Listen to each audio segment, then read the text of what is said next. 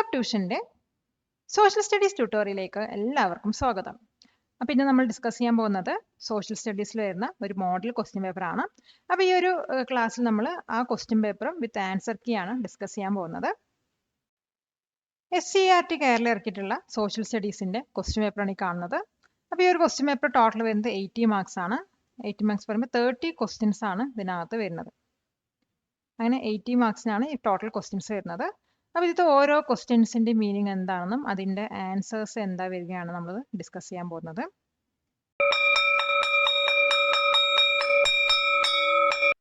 ആദ്യം നമ്മൾ ഡിസ്കസ് ചെയ്യാൻ പോകുന്നത് 1 മുതൽ 8 വരെയുള്ള ക്വസ്റ്റ്യൻ ആൻസേഴ്സുകളാണ്. ഇതിൽ ഈ 8 ക്വസ്റ്റ്യൻസിനും ഓരോ മാർക്ക് വീതമാണ് വരുന്നത്. അതായത് ടോട്ടൽ ഈ സെക്ഷനിൽ വരുന്നത് 8 മാർക്കാണ്. ഇവിടെ ആദ്യത്തെ ക്വസ്റ്റ്യൻ എന്താണെന്ന് നോക്കാം. The prosperous trading city in Italy that was the main center of the Renaissance art, which brought remarkable changes in painting and architecture. ഇറ്റലിയിൽ തന്നെ പ്രോസ്പർ ആയിട്ടുള്ള ട്രേഡിംഗ് സിറ്റിയും അതോടൊപ്പം തന്നെ റിനൈൻസൻസ് ആർട്ടിന്റെ മെയിൻ സെന്ററും അതുപോലെ പെയിന്റിങ്ങിന്റെയും ആർക്കിടെക്ചറിനൊക്കെ റിമാർക്കബിൾ ചേഞ്ചസ് വരുത്തിയ സിറ്റിയും ഏതാണെന്നാണ്. അപ്പോൾ ഇതിനകത്ത് നമുക്ക് 4 ഓപ്ഷൻസ് വരുന്നുണ്ട്: ഫ്ലോറൻസ്, മിലൻ, പർമ, റോം. അപ്പോൾ ഇതിൽ ഏതാണ് ശരി ഉത്തരം എന്നാണ് ചോദിക്കുന്നത്. അപ്പോൾ ഇതിൽ വരുന്ന കറക്റ്റ് ആൻസർ എന്ന് പറയുന്നത് ഫ്ലോറൻസ് ആണ്. കാരണം നമ്മുടെ ടെക്സ്റ്റ് ബുക്കിൽ തന്നെ പറയുന്നത് ഫ്ലോറൻസ് എന്ന് പറയുന്നത് റിനൈൻസൻസിന്റെ സെന്റർ ആണ്. അത് ഇറ്റലിയിലുള്ള റിനൈൻസൻസിന്റെ സെന്റർ ആണ് ഫ്ലോറൻസ് എന്ന് നമ്മുടെ ടെക്സ്റ്റ് ബുക്കിൽ തന്നെ തന്നിട്ടുണ്ട്. Question: find out the incorrect statement regarding solar radiation. Solar റേഡിയേഷനെ റിഗാർഡ് ചെയ്യുന്ന ഇൻകറക്റ്റ് സ്റ്റേറ്റ്മെന്റ് ഏതാണെന്ന് താഴെ തന്നിരിക്കുന്ന ഓപ്ഷൻസിൽ നിന്നും സെലക്ട് ചെയ്യണം.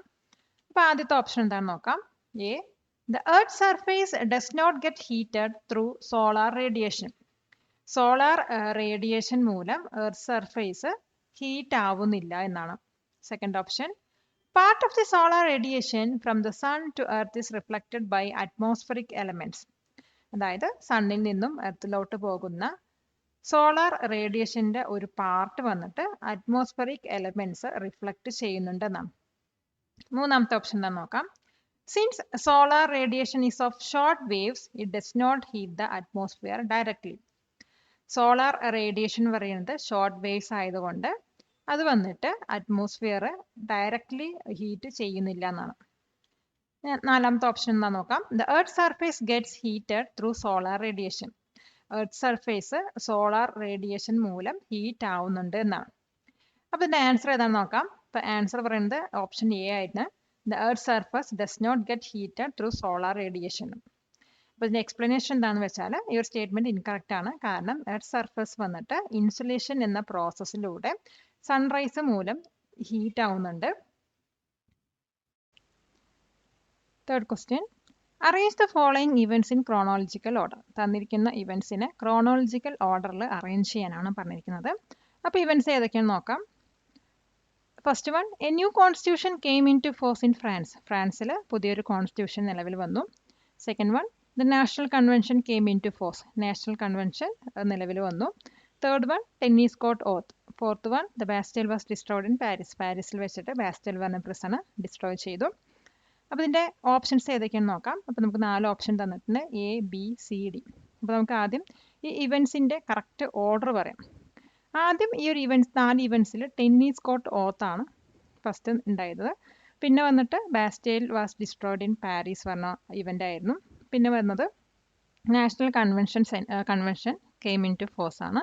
പിന്നെ വരുന്നതാണ് a new constitution came into force in France ആണ്. അപ്പോൾ ഈ 4 ഇവൻസിനും ഓരോ വർഷങ്ങളിലാണ് നടന്നത്. അപ്പോൾ ആ വർഷങ്ങൾ നമ്മൾ കറക്റ്റായി പഠിച്ചു കഴിഞ്ഞാൽ ഇതിൻ്റെ ഓർഡർ നമുക്ക് പെട്ടെന്ന് തന്നെ ക്യാച്ച് ചെയ്യാൻ പറ്റും. അപ്പോൾ ഇതിൻ്റെ ആൻസർ എങ്ങനെ വരാൻ നോക്കാം. അപ്പോൾ ആദ്യം 3, പിന്നെ 4, പിന്നെ 2, പിന്നെ 1 ആണ്. അപ്പോൾ ഈ ഒരു ഓർഡറിൽ വരുന്നത് ഓപ്ഷൻ എ ആണ്. അപ്പോൾ ഇവിടെ തന്നിരിക്കുന്ന ആൻസർ ഓപ്ഷൻ എ ആണ്. പിന്നെ എക്സ്പ്ലനേഷൻ പറയുകയാണെങ്കിൽ ടെന്നീസ് കോർട്ട് ഓത്ത് വന്നിട്ട് 1789 ഉണ്ടായത്. ഫോൾ ഓഫ് ബാസ്റ്റൈൽ വന്നിട്ടും 1789 പക്ഷേ ഇതിൻ്റെ മുന്നിലായിരുന്നു ടെന്നീസ് കോർട്ട് ഓത്ത് നടന്നത്. പിന്നെ നാഷണൽ കൺവെൻഷനാണ്, അത് 1792 ഉണ്ടായത്. പിന്നെ വരുന്നത് new constitution of the directory വന്നിട്ട് 1795 അപ്പോൾ ഈ ഇയേഴ്സൊക്കെ നമ്മൾ കറക്റ്റായി മനസ്സിലാക്കിയാൽ മാത്രമാണ് ഇവൻസിൻ്റെ ഓർഡർ നമുക്ക് മനസ്സിലാക്കാൻ കഴിയാൻ പറ്റുള്ളൂ. Question number 4, read the given statement and reason and write the correct answer. തന്നിരിക്കുന്ന സ്റ്റേറ്റ്മെൻറ്റും റീസണും വായിച്ചിട്ട് കറക്റ്റ് ഓപ്ഷൻ സെലക്ട് ചെയ്യാനാണ്. അപ്പോൾ സ്റ്റേറ്റ്മെൻറ്റ് എന്താണെന്ന് നോക്കാം. At the junction of continents and oceans, isothermal lines become highly curved. കോണ്ടിനെൻസിൻ്റെയും ഓഷ്യൻസിൻ്റെയും ജംഗ്ഷനിൽ വെച്ചിട്ട് ഐസോതെർമൽ ലൈൻസ് വന്നിട്ട് curved ആയിട്ട് മാറുന്നു എന്നാണ്. റീസൺ എന്താണെന്ന് നോക്കാം. Land and sea heat up at different rates. ലാൻഡും സീയും ഡിഫറെൻറ്റ് റേറ്റ്സിലാണ് ചൂടാവുന്നത് അല്ലെങ്കിൽ ഹീറ്റ് ആവുന്നതെന്നാണ്. ഇനി ഓപ്ഷൻസ് ഏതൊക്കെയാണെന്ന് നോക്കാം. A statement is correct, reason is incorrect. B both statement and reason are correct. C both statement and reason are incorrect. D statement is incorrect, reason is correct. അപ്പോൾ ഇതിൽ കറക്റ്റ് ഓപ്ഷൻസ് പറയുന്നത് B ആണ്. അതായത് both statement and reason are correct എന്നാണ്. കാരണം എന്താണെന്ന് വെച്ചാൽ ലാൻഡും സീയും ഡിഫറെൻറ്റ് റേറ്റിൽ തന്നെയാണ് ഹീറ്റ് ആവുന്നത്. അത് ലാൻഡ് വന്നിട്ട് പെട്ടെന്ന് തന്നെ ഹീറ്റ് ആവുകയും അതുപോലെ തന്നെ പെട്ടെന്ന് തന്നെ സീനേക്കാളും കൂളാവുകയാണ് ചെയ്യുന്നത്. അപ്പോൾ ഈ ഒരു ഡിഫറൻസ് വന്നിട്ട് ടെമ്പറേച്ചർ ലൈൻസ് അല്ലെങ്കിൽ ഐസോതെർമൽ ലൈൻസിനെ കോസ്റ്റൽ ഏരിയാസിൽ ബെൻഡ് ചെയ്യാനുള്ള ഒരു കാരണമാകുന്നുണ്ട്. അപ്പോൾ അതുകൊണ്ട് തന്നെ നമ്മുടെ ഓപ്ഷൻ എന്താണെന്ന് വെച്ചാൽ both statement and reason are correct ആണ് കറക്റ്റ് ഓപ്ഷനായിട്ട് വരുന്നത്. Fifth question, choose the correct assumptions of the cardinal utility analysis. Cardinal utility അനാലിസിസിനെ കുറിച്ചുള്ള കറക്റ്റ് അസംഷൻസ് ചൂസ് ചെയ്തെടുക്കാം. അപ്പോൾ ഏതൊക്കെയാണ് അസംഷൻസ് നോക്കാം. First one, goods should have only one utility. ഗുഡ്സിന് ഒരു യൂട്ടിലിറ്റി മാത്രമേ ഉണ്ടാവാൻ പാടുള്ളൂ. സെക്കൻഡ് വന്നിട്ട് the consumer's income and preference remain constant. കൺസ്യൂമേഴ്സിൻ്റെ ഇൻകമും അതുപോലെ തന്നെ പ്രിഫറൻസും കോൺസ്റ്റൻ്റ് ആയിട്ട് റിമെയിൻ ചെയ്യുന്നു എന്നാണ്. Third one, consumption is continuous. Consumption പറയുന്നത് കണ്ടിന്യൂസ് ആണ്. Fourth one, consumption of other goods remain constant. മറ്റു ഗുഡ്സിൻ്റെ കൺസംഷന് കോൺസ്റ്റൻ്റ് ആയിട്ട് റിമെയിൻ ചെയ്യുന്നുണ്ടാണ്. അപ്പോൾ ഇതിലുള്ള കറക്റ്റ് അസംഷൻസ് ഏതാണെന്ന് ഓപ്ഷനിൽ നിന്ന് തിരഞ്ഞെടുക്കണം. അപ്പോൾ നമുക്കിവിടെ ഓപ്ഷൻസ് ഉണ്ട് എ ബി സി ഡി ഉണ്ട്. അപ്പോൾ ഇവിടെ തന്നിരിക്കുന്നത് കാർഡിനൽ യൂട്ടിലിറ്റി അനാലിസിസിൻ്റെ ഒരു പിക്ചറാണ്. അപ്പോൾ ഈ അസംഷൻസിൽ ഏതൊക്കെയാണ് കറക്റ്റ് ആയിട്ട് വരുന്നത് നമുക്ക് ചെക്ക് ചെയ്യാം. അപ്പോൾ ഇതിൽ വന്നിട്ട് സെക്കൻഡ് വൺ പറയുന്നത് കാർഡിനൽ യൂട്ടിലിറ്റി അനാലിസിസിൻ്റെ അസംഷനാണ്. അതുപോലെ തേർഡ് വണ്ണും ഫോർത്ത് വണ്ണും കാർഡിനൽ യൂട്ടിലിറ്റി അനാലിസിസിൻ്റെ അസംഷനാണ്. അപ്പോൾ ഇതിൽ വരുന്ന കറക്റ്റ് ഓപ്ഷൻ പറയുന്നത് ഡി ആണ്, 2, 3, 4. അപ്പോൾ ഇതിൻ്റെ എക്സ്പ്ലനേഷൻ എന്താ നോക്കാം. അപ്പോൾ കാർഡിനൽ യൂട്ടിലിറ്റി തിയറീനനുസരിച്ചിട്ട് കൺസ്യൂമേഴ്സിൻ്റെ ഇൻകവും ടേസ്റ്റും ഒക്കെ കോൺസ്റ്റൻ്റ് ആണ്. അതുപോലെ തന്നെ കൺസംഷൻ പറയുന്നത് കണ്ടിന്യൂസ് ആണ്. അതുപോലെ മറ്റു ഗുഡ്സിൻ്റെ യൂസ് പറയുന്നതും കോൺസ്റ്റൻ്റ് ആണ്. അപ്പോൾ ഓപ്ഷൻ ഡി ആണ് കറക്റ്റ് ആൻസർ വരുന്നത്. Sixth question, the fundamental daily understanding that individuals make about the world based on personal experiences, social interactions and cultural knowledge is related to which idea?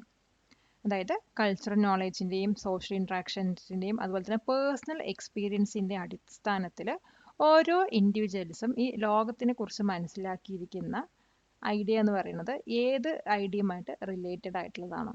അപ്പോൾ ഇതിൻ്റെ options ഏതൊക്കെയാണെന്ന് നോക്കാം. A social analysis, B sociological imagination, C self reflection, D common sense knowledge. അപ്പോൾ നമുക്കറിയാം common sense knowledge ഉപയോഗിച്ചിട്ടാണ്, നോളേജിൻ്റെ ഒരു idea ഉപയോഗിച്ചിട്ടാണ് personal എക്സ്പീരിയൻസിൻ്റെയും അതുപോലെ സോഷ്യൽ ഇൻട്രാക്ഷൻസിൻ്റെയും കൾച്ചറൽ നോളേജിൻ്റെ ഒക്കെ അടിസ്ഥാനത്തിൽ ഒരു ഇൻഡിവിജ്വൽ വന്നിട്ട് ഈ ലോകത്തിനെ മനസ്സിലാക്കുന്നത്. അപ്പോൾ ഇതിൻ്റെ കറക്റ്റ് ഓപ്ഷൻ എന്ന് പറയുന്നത് ഡി കോമൺ സെൻസ് നോളേജ് ആണ്. Question number 7, select from B period the answer which does not suit a period of art. അപ്പോൾ നമുക്ക് രണ്ട് കോളുള്ള ടേബിൾ വന്നിട്ടുണ്ട്. അപ്പോൾ എ പറയുന്ന കോളവും ബി പറയുന്ന കോളം. അപ്പോൾ എയിൽ വന്നിട്ട് ഒരു പീരീഡാണ് തന്നിരിക്കുന്നത്, അതായത് റിനൈസൻസ് പീരീഡിലുള്ള പെയിൻറ്റിങ്ങിനെ കുറിച്ചിട്ടാണ് പറയുന്നത്. ബിയിൽ വന്നിട്ട് അതുമായി റിലേറ്റഡ് ആയിട്ടുള്ള കുറച്ച് ആൻസേഴ്സും തന്നിട്ടുണ്ട്. അപ്പോൾ അതിനകത്ത് ആദ്യം പറയുന്നത് ലാൻഡ്സ്കേപ്സ് ആണ്. ലാൻഡ്സ്കേപ്സ് പറയുന്നത് റിനൈസൻസ് പീരീഡ് പെയിൻറ്റിങ്ങിൽ യൂസ് ചെയ്തതാണ്. രണ്ടാമത് പറയുന്നത് no use of oil paint ആണ്. അപ്പോൾ ഓയിൽ പെയിൻറ്റ് ഈ ഒരു കാലഘട്ടത്തിൽ യൂസ് ചെയ്തിട്ടില്ല എന്നാണ്. പക്ഷേ ആ ഒരു കാലഘട്ടത്തിൽ ഓയിൽ പെയിൻറ്റ് യൂസ് ചെയ്തിട്ടുണ്ടായിരുന്നു. അപ്പോൾ ആ ഒരു ആൻസർ പറയുന്നത് സൂട്ട് ചെയ്യുന്നില്ല, പീരീഡ് ചെയ്യാൻ സൂട്ട് ചെയ്യുന്നില്ല. തേർഡ് വൺ പറയുന്നത് യൂസ് ഓഫ് ഓയിൽ പെയിൻറ്റ്. അപ്പോൾ നമ്മളിപ്പോൾ ഡിസ്കസ് ചെയ്ത പോലെ തന്നെ ഓയിൽ പെയിൻറ്റ് ആ ഒരു കാലഘട്ടത്തിൽ യൂസ് ചെയ്തിട്ടുണ്ടായിരുന്നു. ഫോർത്ത് വൺ പറയുന്നത് വാട്ടർ കളർ പെയിൻറ്റിങ്സ്. അപ്പോൾ വാട്ടർ കളർ പെയിൻറ്റിങ്സ് ഈ ഒരു പീരീഡിൽ യൂസ് ചെയ്തിട്ടില്ല. പിന്നെ വന്നിട്ട് use of colours to create light and depth. ലൈറ്റും ഡെപ്തിനെയും ക്രിയേറ്റ് ചെയ്യാൻ വേണ്ടിയിട്ട് കളേഴ്സ് യൂസ് ചെയ്തിട്ടുണ്ടെന്ന്. അപ്പോൾ ഈ എ പറയുന്ന പീരീഡിനകത്ത്, അതായത് റിനൈസൻസ് പീരീഡ് പെയിൻറ്റിൽ ബി പറയുന്നതിൽ രണ്ട് ഓപ്ഷൻസ് സ്യൂട്ട് ആവുന്നില്ല, സെക്കൻഡ് വണ്ണും അതുപോലെ ഫോർത്ത് വണ്ണും. ഇനി നമുക്ക് ഓപ്ഷൻസ് ഏതൊക്കെയാണെന്ന് നോക്കാം. എ ബി സി ഡി പറഞ്ഞിട്ട് 4 ഓപ്ഷൻസ് ഉണ്ട്. അപ്പോൾ നമ്മൾ പറഞ്ഞു സെക്കൻഡ് വണ്ണും ഫോർത്ത് വണ്ണും സ്യൂട്ട് ആവുന്നില്ല എന്ന്. അപ്പോൾ സെക്കൻഡും ഫോർത്ത് വരുന്നത് ഡി പറഞ്ഞ ഓപ്ഷനിലാണ്. അപ്പോൾ തന്നിരിക്കുന്ന ഓപ്ഷൻസിലെ കറക്റ്റ് ഓപ്ഷൻ എന്ന് പറയുന്നത് ഡി ആണ്. Question number 8, match the following table appropriately. തന്നിരിക്കുന്ന ടേബിൾ കറക്റ്റായിട്ട് മാച്ച് ചെയ്യാനാണ് പറഞ്ഞിരിക്കുന്നത്. അപ്പോൾ ടേബിൾ ഏതാണെന്ന് നോക്കാം. അപ്പോൾ ഇതാണ് നമ്മുടെ ടേബിൾ. ഇതിനകത്ത് 3 കോളംസ് ഉണ്ട്, എ ബി സി വേണ്ട. അപ്പോൾ എയിൽ വന്ന് ഫേമസ് റൈറ്റേഴ്സും അവരുടെ റൈറ്റിങ്സും പിന്നെ അതുപോലെ ഏത് സ്ഥലത്താണെന്നാണ് സിയിൽ തന്നിരിക്കുന്നത്. അപ്പോൾ അതുപോലെ നമുക്ക് 4 ഓപ്ഷൻസും ഉണ്ട്, എ ബി സി ഡി എന്ന്. അപ്പോൾ ഈ ഓപ്ഷൻസിൽ നിന്നും കറക്റ്റ് ഓപ്ഷനാണ് തിരഞ്ഞെടുക്കുന്നത്. അപ്പോൾ ഇതിൽ ആദ്യം നമുക്ക് തോമസ് മോറിന് നോക്കാം. അപ്പോൾ തോമസ് മോർ പറയുന്നത് യൂട്ടോപ്പിയ പറഞ്ഞത് എഴുതിയ ആളാണ്. അപ്പോൾ ഇത് വന്നിട്ട് ഇംഗ്ലണ്ടിൽ വെച്ചിട്ടായിരുന്നു. അപ്പോൾ നമുക്ക് കിട്ടിയത് A32 ആണ്. അപ്പോൾ A32 ഇത് ഈ ഓപ്ഷൻ കറക്റ്റായിട്ട് വരുന്നുണ്ട്. പിന്നെ വരുന്നത് എറാമസ് എഴുതിയത് ഇൻ പ്രൈസ് ഓഫ് ഫോളി ആണ്. അത് നെതർലാൻഡ്സ് വെച്ചിട്ടാണ്. അപ്പോൾ എറാമസ് BI3 ആണ്. അപ്പോൾ ഈ ഓപ്ഷൻസ് നമുക്ക് എടുക്കാം. അപ്പോൾ BI3 ആണ് കറക്റ്റായി വരുന്നുണ്ട്. പിന്നെ ഇത് മൈക്കൽ ഡി സെർവൻറ്റസ് ആണ്. അപ്പോൾ അദ്ദേഹം എഴുതിയത് ഡോൺ ക്വിക്സോട്ട് ആണ്. അത് വന്നിട്ട് സ്പെയിനിൽ വെച്ചിട്ടായിരുന്നു. അതായത് C21. അപ്പോൾ C21. അപ്പോൾ നമുക്ക് കറക്റ്റ് ഓപ്ഷൻസ് പറയുന്നത് ഓപ്ഷൻ എ ആണ്. അപ്പോൾ നമ്മുടെ ആൻസർ എന്താണെന്ന് നോക്കാം. ഓപ്ഷൻ എ തന്നെയാണ് കറക്റ്റ് ആൻസർ. അപ്പോൾ അതിന് എക്സ്പ്ലനേഷൻ നോക്കാം. ഇപ്പോൾ തോമസ് മോർ പറയുന്നത് യൂട്ടോപ്പിയ പറഞ്ഞത് എഴുതിയിട്ടുള്ള ആളാണ്. അത് ഇംഗ്ലണ്ടിൽ വെച്ചിട്ടായിരുന്നു. പിന്നെ എറാമസ് എഴുതിയതാണ് ഇൻ പ്രൈസ് ഓഫ് ഫോളി പറയുന്നത്. അത് നെതർലാൻഡ്സ് വെച്ചിട്ടായിരുന്നു. പിന്നെ മൈക്കൽ ഡി സെർവൻറ്റസ് എഴുതിയതാണ് ഡോൺ ക്വിക്സോട്ട്. അത് സ്പെയിനിൽ വെച്ചിട്ടായിരുന്നു. നെക്സ്റ്റ് നമ്മൾ നോക്കാൻ പോകുന്നത് 9 മുതൽ 13 വരെയുള്ള ക്വസ്റ്റ്യൻ ആൻസേഴ്സുകളാണ്. ഈ ഓരോ ക്വസ്റ്റ്യനും 2 മാർക്ക് വീതമാണ് ഈ സെക്ഷനിൽ വരുന്നത്. അപ്പോൾ ടോട്ടൽ 10 മാർക്കാണ് ഈ ഒരു സെക്ഷന്. അപ്പോൾ 9th ക്വസ്റ്റ്യൻ എന്താണെന്ന് നോക്കാം. What is Dante's famous work? How relevant are the ideas presented in this work to contemporary society? ഡാൻറ്റെയുടെ ഫേമസ് വർക്ക് ഏതാണ്? ഈ വർക്കിൽ അടങ്ങിയിട്ടുള്ള ഐഡിയാസ് വന്നിട്ട് എങ്ങനെയാണ് കണ്ടംപററി സൊസൈറ്റിക്ക് റെലവൻ്റ് ആയിട്ട് തോന്നിയിട്ടുള്ളത്? അപ്പോൾ ഡാൻറ്റെയുടെ ഫേമസ് വർക്ക് എന്ന് പറയുന്നത് ഡിവൈൻ കോമഡി ആണ്. അപ്പോൾ ഇതിനകത്തുള്ള ഐഡിയാസ് വന്നിട്ട് ഇപ്പോഴും റെലവൻ്റ് ആയിട്ടാണ് നിലനിൽക്കുന്നത്. കാരണം ഇതിനകത്ത് യൂണിവേഴ്സൽ ഹ്യൂമൻ ഇമോഷൻസ് ആണ് പറഞ്ഞിരിക്കുന്നത്. അതായത് ലവ്, ഫിയർ, പാട്രോട്ടിസം, പിന്നെ ഒരു യൂണിഫൈഡ് നാഷനോടുള്ള സ്ട്രോങ് ഡിസയർ ഒക്കെയാണ് ഇതിനകത്ത് പറയുന്നത്. അപ്പോൾ ഈ ഒരു തീംസ് വന്നിട്ട് ടൈംലെസ് ആണ്. അപ്പോൾ ഈ ഒരു മോഡേൺ സൊസൈറ്റിയിലും ഈ ഒരു കണ്ടൻസ് ഒക്കെ വളരെ റെലവൻ്റ് ആയിട്ട് തന്നെയാണ് കൺസിഡർ ചെയ്യുന്നത്. Question number 10. Why is there very little rainfall in the western part of Tamil Nadu, the neighboring state, when Kerala receives heavy southwest monsoon rain? കേരളത്ത് ഹെവി ആയിട്ടുള്ള സൗത്ത് വെസ്റ്റ് മൺസൂൺ റെയിൻ ലഭിക്കുന്ന സമയത്ത് തമിഴ്നാടിൻ്റെ western പാർട്ടിൽ എന്തുകൊണ്ടാണ് കുറച്ച് rainfall ലഭിക്കുന്നത്? അപ്പോൾ കേരളത്ത് നല്ല south west monsoon rain heavy ആയിട്ട് കിട്ടുന്ന സമയത്ത് തമിഴ്നാട്ടിൻ്റെ വെസ്റ്റേൺ പാർട്ടിൽ വളരെ കുറവ് റെയിൻഫോൾ ആണ് കിട്ടുന്നത്. ഇതിൻ്റെ കാരണം പറയുന്നത് വെസ്റ്റേൺ ഘാട്ട് മൗണ്ടെയിൻ ആണ്. അതായത് മോയിസ്റ്റ് ഫിൽഡ് ആയിട്ടുള്ള സൗത്ത് വെസ്റ്റ് മൺസൂൺ വിൻസ് വന്നിട്ട് ഈ ഒരു മൗണ്ടെയിൻസിൽ വന്ന് ബ്ലോക്ക് ആവുകയും കേരളം വന്നിട്ട് വിൻവാർഡ് സൈഡിൽ കിടക്കുന്നതുകൊണ്ട് അവിടെ ഹെവി റെയിൻഫാൾ കിട്ടുകയും ചെയ്യുന്നു. ഇത് നമ്മൾ ഹെവി ഓറിയോഗ്രാഫിക് റെയിൻഫാൾ എന്നാണ് പറയുന്നത്. അതേസമയം തമിഴ്നാടിൻ്റെ വെസ്റ്റേൺ പാർട്ട് എന്ന് പറയുന്നത് ലീവാർഡ് സൈഡിലാണ് കിടക്കുന്നത്. അതുകൊണ്ട് അവിടെ റെയിൻ ഷാഡോ റീജിയൻ ആയിട്ടാണ് കണക്കാക്കപ്പെടുന്നത്. അതായത് ഈ മോയ്സ്ചർ നിറഞ്ഞിട്ടുള്ള വിൻസ് വന്നിട്ട് ഈ മൗണ്ടെയിനിൽ ബ്ലോക്ക് ചെയ്തിട്ട് ആ ഒരു റെയിൻ ഷാഡോ റീജിയനിൽ എത്തുന്ന സമയത്ത് വളരെ കുറവ് റെയിനാണ് അവിടെ റിസീവ് ചെയ്യുന്നത്. അതുകൊണ്ടാണ് തമിഴ്നാട്ടിൽ വളരെ കുറവ് റെയിന് അനുഭവപ്പെടുന്നത്. ഈ വീഡിയോ ഉപകാരപ്പെട്ടുവെങ്കിൽ ലൈക്ക് ചെയ്യൂ, ഷെയർ ചെയ്യൂ. Question number 11. Machiavelli, unlike medieval feudal rulers, introduced a unique ruler in his work, The Prince. What were the characteristics of the ruler introduced by Machiavelli? അപ്പോൾ മക്കിയവല്ലി വന്നിട്ട് മറ്റു ഫ്യൂഡൽ റൂളേഴ്സിനെ അപേക്ഷിച്ചിട്ട് ഒരു unique റൂളറിനെ അദ്ദേഹത്തിൻ്റെ വർക്കിലൂടെ introduce ചെയ്തു. ഈ ഒരു റൂളറിൻ്റെ ക്യാരക്ടറിസ്റ്റിക്സ് എന്തൊക്കെയായിരുന്നാണ് ക്വസ്റ്റ്യൻ. അപ്പോൾ അദ്ദേഹത്തിൻ്റെ പ്രിൻസ് പറഞ്ഞ വർക്കിലൂടെ അദ്ദേഹം ഒരു റൂളറിനെ ഇൻട്രൊഡ്യൂസ് ചെയ്യുന്നുണ്ട്. ആ റൂളറിൻ്റെ മെയിൻ റെസ്പോൺസിബിലിറ്റി പറയുന്നത് സ്റ്റേറ്റിൻ്റെ പവറും സെക്യൂരിറ്റിയും മെയിൻറ്റെയിൻ ചെയ്യുക എന്നാണ്. അതുപോലെ തന്നെ ഈ ഒരു റൂളർ വന്നിട്ട് ഇമ്പാർഷ്യലും പ്രാക്ടിക്കലും ആയിരിക്കണം. അതായത് ജനങ്ങൾ പൊതുവെ സെൽഫിഷുള്ള ആൾക്കാരാണെന്ന് അദ്ദേഹം ആദ്യം മനസ്സിലാക്കിയിരിക്കുന്നതാണ്. പിന്നെ നമ്മുടെ ഒരു സബ്ജക്റ്റ് ഒരു സബ്ജക്റ്റ് യുണൈറ്റഡും ലോയലും ആക്കിയിട്ട് കീപ്പ് ചെയ്യാൻ വേണ്ടിയിട്ട് ക്രൂവൽ ആവേണ്ട സിറ്റുവേഷനിൽ ക്രൂവൽ ആവാൻ തന്നെ വേണം. അതിന് പേടിയൊന്നും തോന്നാൻ പാടില്ല എന്നാണ് അദ്ദേഹം പറയുന്നത്. Question number 12. What is utility? What is A unit of utility? Utility പറഞ്ഞാൽ എന്താണ്? യൂട്ടിലിറ്റിൻ്റെ യൂണിറ്റ് എന്താണ്? അപ്പോൾ ഒരു യൂട്ടിലിറ്റി എന്ന് പറയുന്നത് ഒരു വ്യക്തിയുടെ ആവശ്യങ്ങൾ സാറ്റിസ്ഫൈ ചെയ്യുന്ന ഗുഡ്സ് അല്ലെങ്കിൽ സർവീസിൻ്റെ പവറിനെയാണ്. അതായത് ഒരു പ്രൊഡക്റ്റ് യൂസ് ചെയ്യുമ്പോൾ ഒരു കൺസ്യൂമറിന് കിട്ടുന്ന സാറ്റിസ്ഫാക്ഷനാണ് യൂട്ടിലിറ്റി എന്ന് പറയുന്നത്. അപ്പോൾ ഈ ഒരു സാറ്റിസ്ഫാക്ഷൻ മെഷർ ചെയ്യാൻ യൂസ് ചെയ്യുന്ന യൂണിറ്റ് എന്ന് പറയുന്നത് യൂട്ടിൽസ് ആണ്. Question number 13. Why does the taiga climate not occur in the southern hemisphere? Southern ഹെമിസ്ഫിയറിൽ എന്തുകൊണ്ടാണ് ടൈഗ ക്ലൈമറ്റ് കാണപ്പെടാത്തത്? ഇപ്പോൾ ടൈഗ ക്ലൈമറ്റ് റീജിയൻ എന്ന് പറയുന്നത് കോൺഫറസ് ഫോറസ്റ്റിൻ്റെ ഒരു ലാർജ് ബെൽറ്റാണ്. ഇതിന് ലാർജ് കോണ്ടിനെൻ്റൽ ഏരിയ തന്നെ ആവശ്യമാണ്. അതേസമയം സദേൺ ഹെമിസ്ഫിയർ എന്ന് പറയുന്നത് 50 ഡിഗ്രി മുതൽ 70 ഡിഗ്രി ലാറ്റിറ്റ്യൂഡ്സിലാണ് ലൈ ചെയ്യുന്നത്. അപ്പോൾ ഈ ഒരു ഹൈ ലാറ്റിറ്റ്യൂഡ്സിൽ വന്നിട്ട് ടൈഗ ക്ലൈമറ്റിക് റീജിയൻ ആബ്സെൻ്റ് ആയിരിക്കും. കാരണം അതിന് ആവശ്യമുള്ള ലാൻഡ് മാസസ് ഈ ഒരു ലാറ്റിറ്റ്യൂഡ്സിൽ നമുക്ക് കാണാൻ കഴിയുകയില്ല. നെക്സ്റ്റ് നമ്മൾ പഠിക്കാൻ പോകുന്നത് 14 മുതൽ 21 വരെയുള്ള ക്വസ്റ്റ്യൻ ആൻസേഴ്സുകളാണ്. ഇതിൽ വരുന്ന ഓരോ ക്വസ്റ്റ്യൻസിനും 3 മാർക്ക് വീതമാണ് ലഭിക്കുന്നത്. അതായത് 21 മാർക്കാണ് ഈ ഒരു സെക്ഷനിൽ വരുന്നത്. 14th ക്വസ്റ്റ്യനെ 2 സെക്ഷനായിട്ട് ഡിവൈഡ് ചെയ്യുന്നുണ്ട്. അതിൽ ആദ്യത്തെ സെക്ഷനാണ് നമ്മളിവിടെ ഡിസ്കസ് ചെയ്യാൻ പോകുന്നത്. Among the ways of dividing world history for the purpose of study, which is the most accepted method?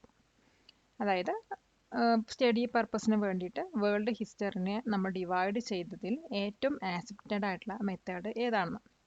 Who are the historians who introduced this method during the renaissance? Renaissance പീരീഡിൽ ഈ ഒരു method introduce ചെയ്ത historians ആരൊക്കെയാണ്? Assess the changes that occurred in the historical writing during the renaissance. Renaissance പീരീഡിൽ historical റൈറ്റിംഗിൽ വന്ന മാറ്റങ്ങൾ എന്തൊക്കെയാണ്? അപ്പോൾ സ്റ്റഡി പർപ്പസിന് വേണ്ടിയിട്ട് വേൾഡ് ഹിസ്റ്ററീനെ പല രീതിയിൽ ഡിവൈഡ് ചെയ്തിട്ടുണ്ട്. അതിൽ മോസ്റ്റ് ആക്സെപ്റ്റഡ് ആയിട്ടുള്ള മെത്തേഡ് എന്ന് പറയുന്നത് വേൾഡ് ഹിസ്റ്ററീനെ ancient period, medieval period, modern പീരീഡാക്കി ഡിവൈഡ് ചെയ്തതാണ്. അപ്പോൾ ഈ ഒരു മെത്തേഡ് ഇൻട്രൊഡ്യൂസ് ചെയ്തത് റിനൈസൻസ് പീരീഡിലുള്ള ഇറ്റാലിയൻ ഹിസ്റ്റോറിയൻസ് ആയ ഫ്ലേവിയോ ബിയോണ്ടയും അതുപോലെ ലിയോനാർഡോ ബ്രൂണിയോ. അപ്പോൾ ഈ ഒരു പീരീഡിൽ ഹിസ്റ്റോറിക്കൽ റൈറ്റിങ്സ് ഒക്കെ വന്നിട്ട് കൂടുതൽ സയൻറ്റിഫിക് ആയി, അതായത് ഹിസ്റ്റോറിയൻസ് വന്നിട്ട് കാര്യങ്ങളൊക്കെ അല്ലെങ്കിൽ ഇവൻസ് ഒക്കെ കൺട്രോൾ ചെയ്തത് ഗോഡാണെന്ന ബിലീവിൽ നിന്നും, ഗോഡാണെന്നുള്ള ആ ഒരു അന്ധവിശ്വാസത്തിൽ നിന്നും ഹ്യൂമൻ സെൻറ്റേർഡ് ആയിട്ടുള്ള വ്യൂവിലോട്ട് അവർ മാറുകയാണ് ഉണ്ടായത്. പിന്നെ അവർ ഹിസ്റ്ററി എഴുതുന്നതിന് വേണ്ടിയിട്ട് കോയിൻസ്, ഇൻസ്ക്രിപ്ഷൻസ്, അതുപോലെ ഏൻഷ്യൻ മാൻസ്ക്രിപ്റ്റ്സ് ഒക്കെ എവിഡൻസ് ആയിട്ട് യൂസ് ചെയ്യാൻ സ്റ്റാർട്ട് ചെയ്തു. പിന്നെ കേട്ടുകേൾവി അതുപോലെ പഴയ സ്റ്റോറീസിനൊക്കെ ക്രിട്ടിക്കൽ തിങ്കിങ്ങിനെ കൊണ്ടും അതുപോലെ അനാലിസിസിനെ കൊണ്ടും റീപ്ലേസ് ചെയ്യപ്പെട്ടു. 14th ക്വസ്റ്റ്യനിൽ വരുന്ന സെക്ഷൻ ബി ആണ്. The reforms by Napoleon laid the foundation for the formation of modern France substantiate the statement. അതായത് മോഡേൺ ഫ്രാൻസിൻ്റെ ഫോർമേഷനായിട്ട് നെപ്പോളിയൻസിൻ്റെ റീഫോംസ് ആണ് ഫൗണ്ടേഷൻ ലേ ചെയ്തതെന്നാണ്. അപ്പോൾ ഈ ഒരു സ്റ്റേറ്റ്മെൻറ്റിനെ കുറിച്ചിട്ട് സബ്സ്റ്റാൻഷിയേറ്റ് ചെയ്യാനാണ് പറഞ്ഞിരിക്കുന്നത്. അപ്പോൾ ശരിയാണ്, നെപ്പോളിയൻസിൻ്റെ റീഫോംസ് ആണ് മോഡേൺ ഫ്രാൻസിൻ്റെ ഫൗണ്ടേഷനായിട്ട് കണക്കാക്കപ്പെടുന്നത്. അദ്ദേഹം നെപ്പോളിയോണിക് കോഡ് ഇൻട്രൊഡ്യൂസ് ചെയ്ത് ഇതിനകത്ത് ഹോൾ കൺട്രിക്ക് ഒരു സിംഗിൾ സെറ്റ് ഓഫ് ലോസ് ആണ് അദ്ദേഹം നൽകിയത്. അതുപോലെ തന്നെ ഫ്യൂഡലിസം അബോളിഷ് ചെയ്യുകയും എല്ലാവർക്കും ഈക്വാലിറ്റി എൻഷുർ ചെയ്യുകയാണ് ഇതിനകത്ത് ചെയ്തത്. അതുമാത്രമല്ല, അദ്ദേഹം വന്നിട്ട് എക്കോണമി സ്റ്റെബിലൈസ് ചെയ്യാൻ വേണ്ടിയിട്ട് ബാങ്ക് ഓഫ് ഫ്രാൻസ് എസ്റ്റാബ്ലിഷ് ചെയ്തു. അതോടൊപ്പം തന്നെ എഡ്യൂക്കേഷൻ്റെ ഇമ്പ്രൂവ്മെൻറ്റിന് വേണ്ടിയിട്ട് നാഷണൽ യൂണിവേഴ്സിറ്റി സിസ്റ്റം ക്രിയേറ്റ് ചെയ്യപ്പെട്ടു. അതുപോലെ തന്നെ ഈ അഡ്മിനിസ്ട്രേഷൻ സെൻട്രലൈസ് ചെയ്തതോടുകൂടി ഒരു യൂണിഫൈഡ് ആയിട്ടുള്ള ലീഗൽ സിസ്റ്റം അദ്ദേഹത്തിന് ക്രിയേറ്റ് ചെയ്യാൻ പറ്റി. അതുപോലെ തന്നെ ഫ്രാൻസിനെ ഒരു ചോട്ടിക് സ്റ്റേറ്റിൽ നിന്നും മോഡേണും ഓർഗനൈസ്ഡ് ആയിട്ടുള്ള നേഷനിലോട്ട് അദ്ദേഹം ട്രാൻസ്ഫോം ചെയ്യുകയും ചെയ്തു. ക്വസ്റ്റ്യൻ നമ്പർ 15, ഇതും 2 സെക്ഷനായിട്ടാണ് ഡിവൈഡ് ചെയ്തിരിക്കുന്നത്. അതിൽ ആദ്യത്തെ സെക്ഷനാണ് ഇപ്പോൾ നമ്മൾ ഡിസ്കസ് ചെയ്യാൻ പോകുന്നത്. Explain how climate change effects Nepal and the Maldives. What are the effects of such climate change in Kerala? What solution can you suggest for these issues? നേപ്പാളിലും മാൽഡീവ്സിലും ഉണ്ടായിട്ടുള്ള ക്ലൈമറ്റ് ചേഞ്ചിൻ്റെ എഫക്ട്സിനെ കുറിച്ചിട്ട് എക്സ്പ്ലെയിൻ ചെയ്യുക. അതോടൊപ്പം തന്നെ കേരളയിൽ ഉണ്ടായ ഈ ഒരു ക്ലൈമറ്റ് ചേഞ്ചിൻ്റെ എഫക്റ്റ് എന്തായിരുന്നു, പിന്നെ ചോദിക്കുന്നത് എന്താ വെച്ചാൽ ഈ ഒരു ഇഷ്യൂസിന് നമുക്ക് സജസ്റ്റ് ചെയ്യാൻ പറ്റുന്ന സൊല്യൂഷൻസ് എന്തൊക്കെയാണെന്നാണ്. ഇപ്പോൾ ക്ലൈമറ്റ് ചേഞ്ച് വന്നിട്ട് നേപ്പാളിലും അതുപോലെ മാൽദീവ്സിലും വളരെ സീരിയസ് ആയിട്ടുള്ള എഫക്റ്റ് തന്നെയാണ് നടത്തിയിട്ടുള്ളത്. ഇപ്പോൾ നേപ്പാൾ പറയുന്നത് ഒരു മൗണ്ടെയിൻ കൺട്രിയാണ്. അപ്പോൾ ഹിമാലയൻ ഗ്ലേഷ്യേഴ്സിലുള്ള ഗ്ലേഷ്യേഴ്സ് വന്നിട്ട് വളരെ ഫാസ്റ്റിലായിരുന്നു മെൽറ്റ് ചെയ്ത് വന്നത്. അതേസമയം മാൽദീവ്സ് പറയുന്നത് ഒരു ഐലൻഡ് നേഷൻ ആയിരുന്നു. അവിടെ എലിവേഷൻ പറയുന്നത് വളരെ ലോ ആണ്.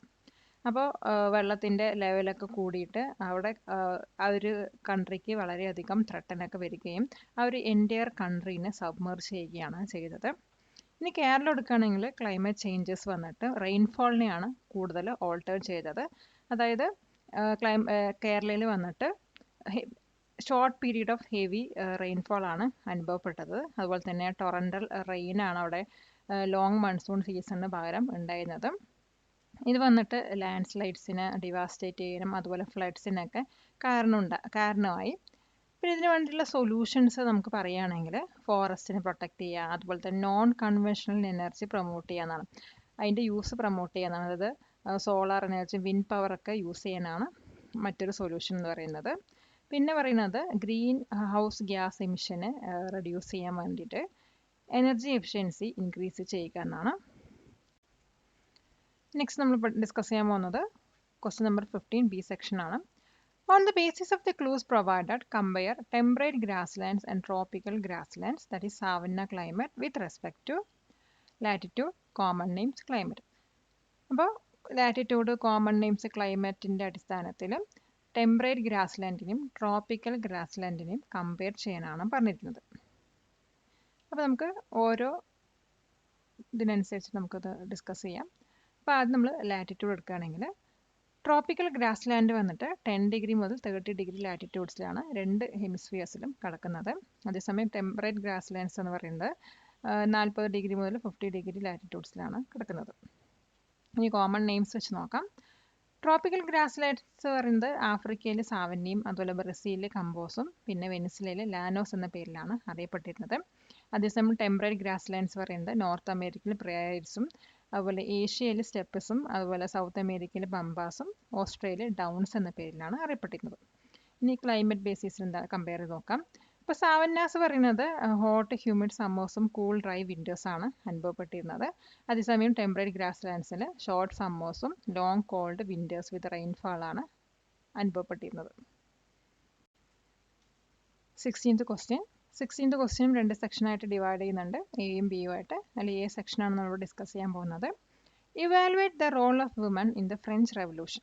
ഫ്രഞ്ച് റെവല്യൂഷനിൽ വിമൻസിൻ്റെ റോളിനെ കുറിച്ചിട്ട് ഇവാലുവേറ്റ് ചെയ്യാനാണ് പറഞ്ഞിരിക്കുന്നത്. ഇപ്പോൾ ഫ്രഞ്ച് റെവല്യൂഷനിൽ വിമൻസ് വന്നിട്ട് വളരെ ഇമ്പോർട്ടൻ്റ് ആയിട്ടുള്ള റോൾ തന്നെയാണ് പ്ലേ ചെയ്തിരിക്കുന്നത്. അതായത് ഒക്ടോബർ 1789 ബ്രെഡ് ഷോർട്ടേജിന് അഗെയിൻസ്റ്റ് ആയിട്ട് ഒരു പ്രൊട്ടസ്റ്റ് നടത്തിയിരുന്നു. അത് വന്നിട്ട് തൗസൻഡ്സ് ഓഫ് വിമൻസ് വന്നിട്ട് വെർസാലൈസ് പാലസിലോട്ട് മാർച്ച് നടത്തുകയാണ് ഉണ്ടായത്. ഈ ഒരു മാർച്ച് വന്നിട്ട് കിങ് ലൂയിസ് 16 തിരിച്ച് പാരീസിലോട്ട് റിട്ടേൺ പോവാൻ ഫോഴ്സ് ചെയ്യിപ്പിച്ചു. വുമൺ ലീഡറായിട്ടുള്ള ഒളിമ്പിയ ഡി ഗൗച്ച് വന്നിട്ട് declaration of the rights of വുമണിലൂടെ ഈക്വൽ റൈറ്റ്സ് ഡിമാൻഡ് ചെയ്തു.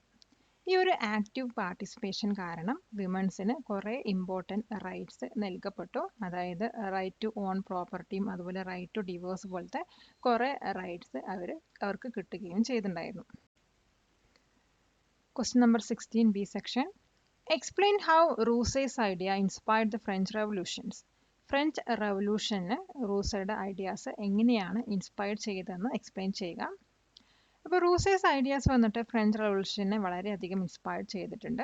അദ്ദേഹത്തിൻ്റെ ബുക്കായിട്ടുള്ള സോഷ്യൽ കോൺട്രാക്റ്റിനകത്ത് അദ്ദേഹം എന്താ പറഞ്ഞു വെച്ചാൽ ഗവൺമെൻറ് റൂൾസ് വന്നിട്ട് പീപ്പിളുമായിട്ടുള്ള എഗ്രിമെൻറ്റിൻ്റെ അടിസ്ഥാനത്തിലായിരിക്കണമെന്നാണ്.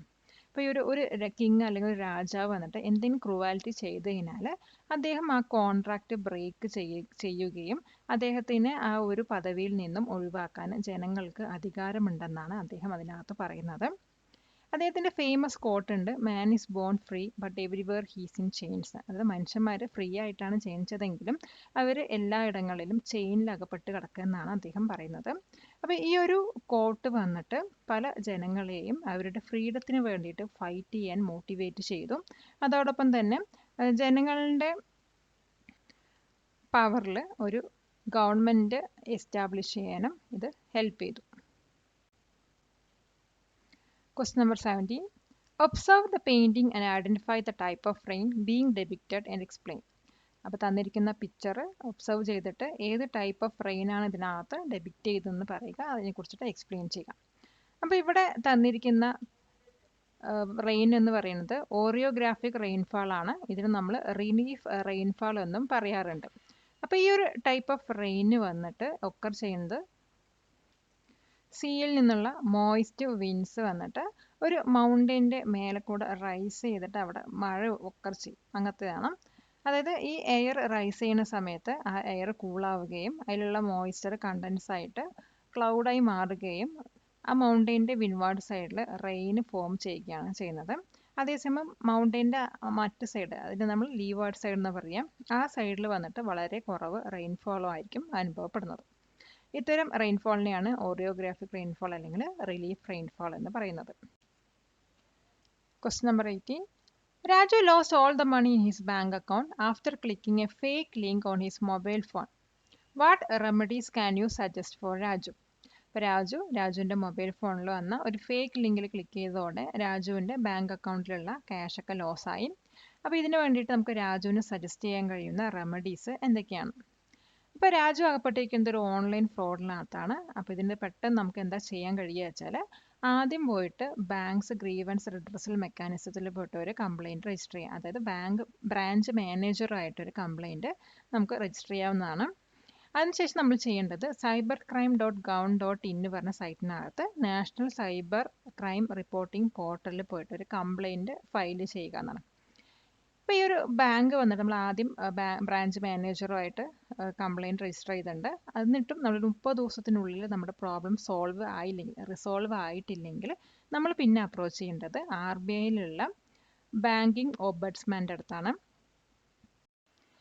ഹൈസ്കൂളിൽ അക്കാഡമിക് എക്സലൻസിന് തയ്യാറാവുന്ന സ്റ്റുഡൻസിന് ഒരു സന്തോഷ വാർത്ത.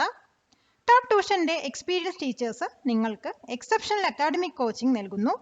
റെഗുലർ ക്ലാസ്സസിന് പുറമെയുള്ള ടോപ്പ് ട്യൂഷൻ്റെ വീഡിയോ നോട്ട്സും റെഗുലർ ടെസ്റ്റുകളും നിങ്ങളുടെ അക്കാഡമിക് പെർഫോമൻസ് ബൂസ്റ്റ് ചെയ്യുന്നു. നിങ്ങളുടെ സ്മോൾ ബാച്ച് സൈസ് സ്റ്റുഡൻസിന് ഇൻഡിവിജ്വൽ അറ്റൻഷൻ എൻഷുർ ചെയ്യുന്നു. ടോപ്പ് ട്യൂഷൻ്റെ എക്സാം റിവിഷനിലൂടെയും എക്സാം പ്രിപ്പറേഷനിലൂടെയും ഉയർന്ന മാർക്കുകൾ സ്കോർ ചെയ്യാം. നിങ്ങളുടെ face to face class join ചെയ്യുവാൻ ഇന്ന് തന്നെ വിളിക്കുക 800-606-6363. Question number 19. Rajesh was driving carefully on the highway. Due to feeling tired, he lost control of the vehicle and collided with another one. Rajesh വന്നിട്ട് ഹൈവേയിലൂടെ കെയർഫുൾ ആയിട്ട് drive ചെയ്യുന്ന സമയത്ത് അദ്ദേഹത്തിന് പെട്ടെന്ന് ക്ഷീണം തട്ടുകയും അദ്ദേഹത്തിൻ്റെ വണ്ടിയുടെ കൺട്രോള് നഷ്ടമാവുകയും മറ്റൊരു വണ്ടിയായിട്ട് അത് കൊളൈഡ് ആവുകയും ചെയ്തു. Analysts say that his personal neglect and also the rush and width of the highway caused the accident. അപ്പോൾ അനലിസ്റ്റ് എന്താ പറയുന്നത് വെച്ചാൽ അദ്ദേഹത്തിൻ്റെ പേഴ്സണൽ നെഗ്ലക്റ്റും അതോടൊപ്പം തന്നെ ഹൈവേയുടെ റഷും വിഡ്ത്തും കാരണമാണ് ഈ ഒരു ആക്സിഡൻറ്റ് ഉണ്ടായി എന്നാണ്. What is the name of the method that relates individual problems with the social problems and who first introduced this idea? What are its features?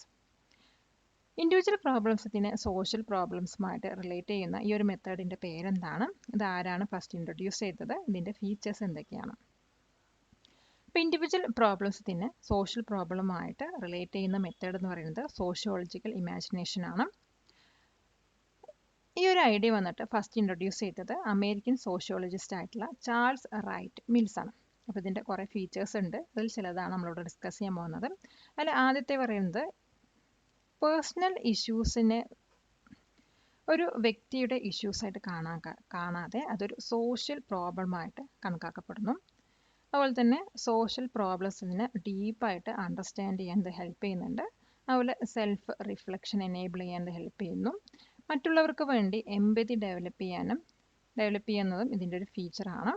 പിന്നെ സൊസൈറ്റിക്ക് വേണ്ടിയിട്ട് നമ്മുടെ ക്രിട്ടിക്കൽ തിങ്കിങ് എൻകറേജ് ചെയ്യാനും അത് ഹെൽപ്പ് ചെയ്യുന്നു.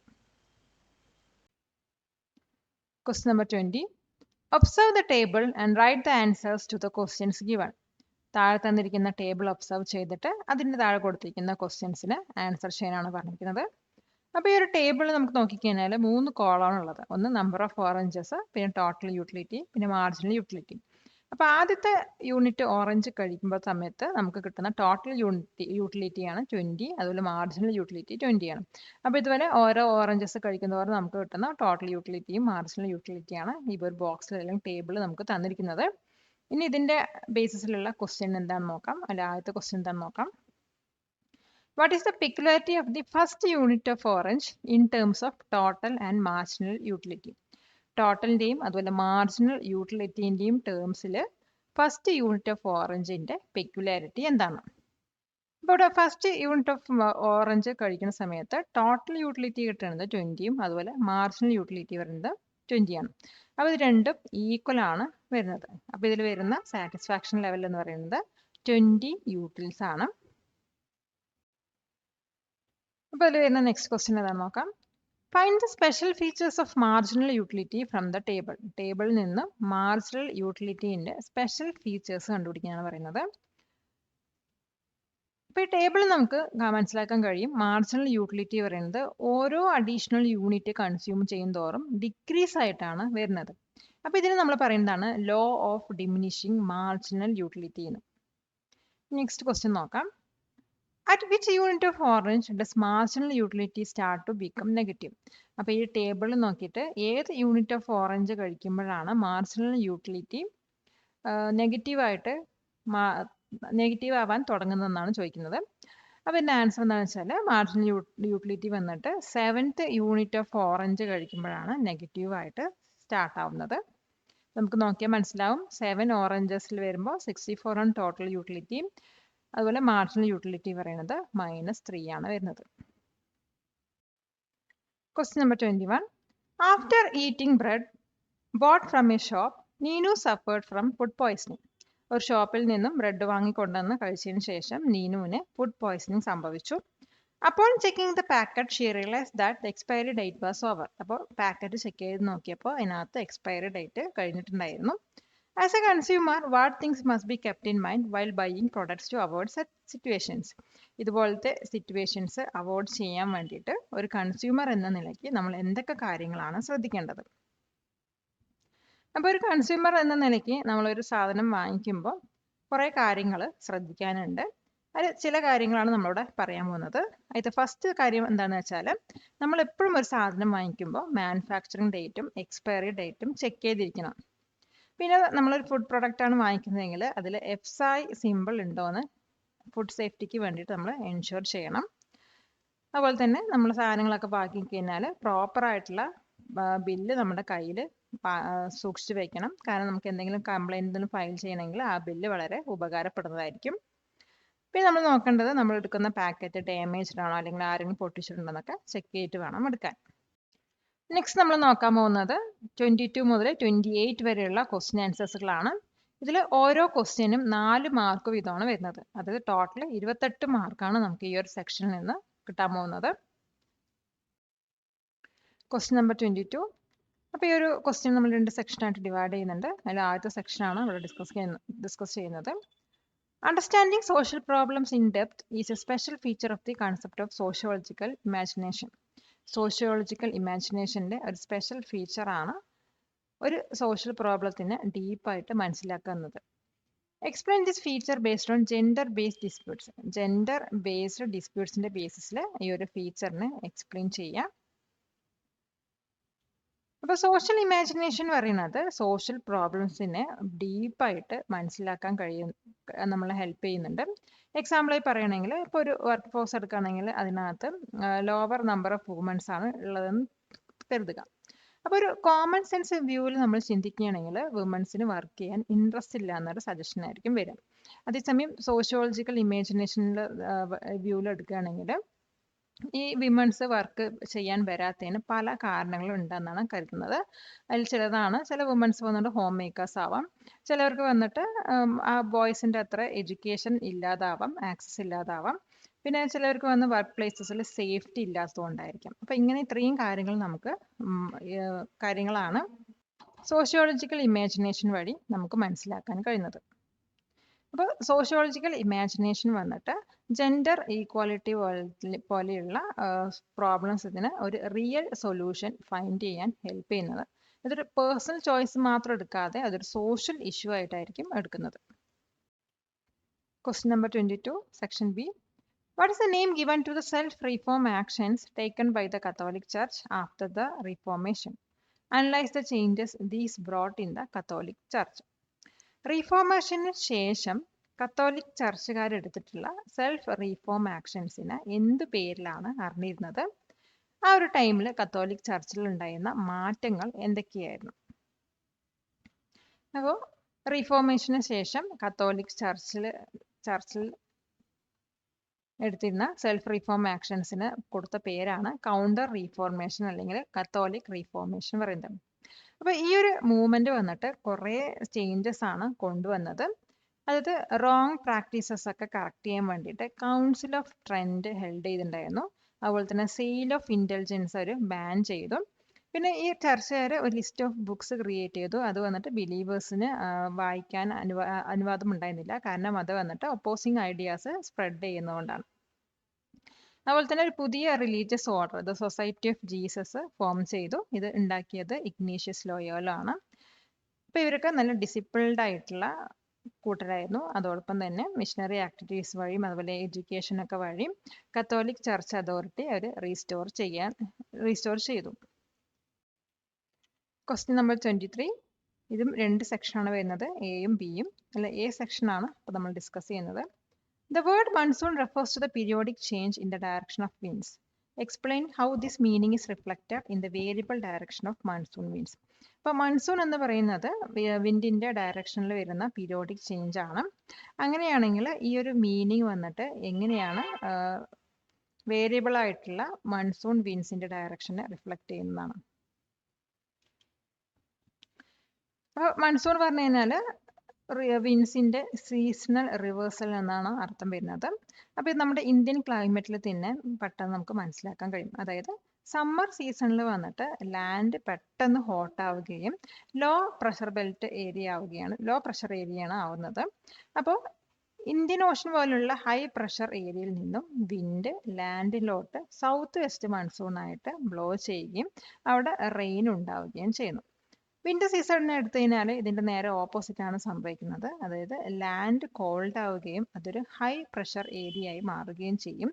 അപ്പോൾ ഡ്രൈ വിൻഡ്സ് വന്നിട്ട് ലാൻഡിൽ നിന്നും ഓഷനിലോട്ട് നോർത്ത് ഈസ്റ്റ് മൺസൂൺ ആയിട്ട് പോകുന്നുണ്ട്. അതായത് നോർത്ത് ഈസ്റ്റ് മൺസൂൺ വിൻഡായിട്ട് മാറുന്നുണ്ട്. ഈ കംപ്ലീറ്റ് ചേഞ്ച്, അത് വിൻഡ് ഡയറക്ഷനിൽ വരുന്ന ഈ കംപ്ലീറ്റ് ചേഞ്ചിനെയാണ് സീസണൽ റിവേഴ്സൽ എന്ന് പറയുന്നത്. ഇതിന് തന്നെയാണ് നമ്മൾ മൺസൂൺ എന്നും വിളിക്കുന്നത്. ഇപ്പോൾ സെക്ഷൻ ബി ആണ് ഡിസ്കസ് ചെയ്യാൻ പോകുന്നത്. The statement climatic conditions in different region play a key role in determining biodiversity and human life patterns substantiate. Climatic conditions വന്നിട്ട് ബയോഡൈവേഴ്സിറ്റിയും അതുപോലെ ഹ്യൂമൻ ലൈഫ് പാറ്റേൺസും ഡിറ്റർമൈൻ ചെയ്യാൻ ഒരു ഇമ്പോർട്ടൻറ്റ് റോൾ തന്നെ പ്ലേ ചെയ്യുന്നുണ്ട്. അപ്പോൾ ഈ ഒരു സ്റ്റേറ്റ്മെന്റിനെ സബ്സ്റ്റാൻഷിയേറ്റ് ചെയ്യാനാണ് പറഞ്ഞിരിക്കുന്നത്. അപ്പോൾ ശരിയാണ്, ക്ലൈമറ്റിക് കണ്ടീഷൻസ് വന്നിട്ട് ഡിഫറെൻറ്റ് റീജിയനിൽ ബയോഡൈവേഴ്സിറ്റിയും അതുപോലെ ഹ്യൂമൻ ലൈഫ് പാറ്റേൺസ് ഒക്കെ ഡിറ്റർമൈൻ ചെയ്യാൻ വളരെ ഇമ്പോർട്ടൻ്റ് ആയിട്ടുള്ള റോൾ തന്നെ പ്ലേ ചെയ്യുന്നുണ്ട്. അപ്പോൾ ഇത് നമുക്ക് പെട്ടെന്ന് മനസ്സിലാക്കാൻ വേണ്ടിയിട്ട് 2 ക്ലൈമറ്റിക് റീജിയൻസ് എടുക്കാം. ഒന്നും ഇക്വറ്റോറിയൽ റീജിയനും പിന്നൊന്ന് ടുൻഡ്ര റീജിയൻ. അപ്പോൾ ഇക്വറ്റോറിയൽ റീജിയൻ എന്ന് പറയുന്നത് ഹൈ ടെമ്പറേച്ചർ ഏരിയ ആണ്. അവിടെ heavy rainfall through out the year ലഭിക്കുന്നുണ്ട്. പിന്നെ അവിടുത്തെ റെയിൻ ഫോറസ്റ്റ് ഒക്കെ വളരെ ഡെൻസ് ആണ്. അവിടെ ഹ്യൂജ് ബയോഡൈവേഴ്സിറ്റിയാണ് നമുക്ക് കാണാൻ കഴിയുന്നത്. ഇപ്പോൾ ഇവിടെ അഡാപ്റ്റ് ചെയ്തിരിക്കുന്ന ഹ്യൂമൻ ലൈഫ് പറയുന്നത് മെയിൻലി ട്രൈബ്സ് ആണ്. ഇപ്പോൾ അവർ ഹണ്ടിങ്ങും ഗാദറിങ് വഴിയൊക്കെയാണ് ജീവിച്ചു വരുന്നത്. അതുപോലെ തന്നെ റബ്ബർ പോലത്തെ ക്രോപ്സ് ഒക്കെ അവർ ഫാം ചെയ്തിട്ടും അവർ ജീവിക്കുന്നത്. ഇനി നമുക്ക് തുൻഡ്ര റീജിയൻ എടുക്കാം.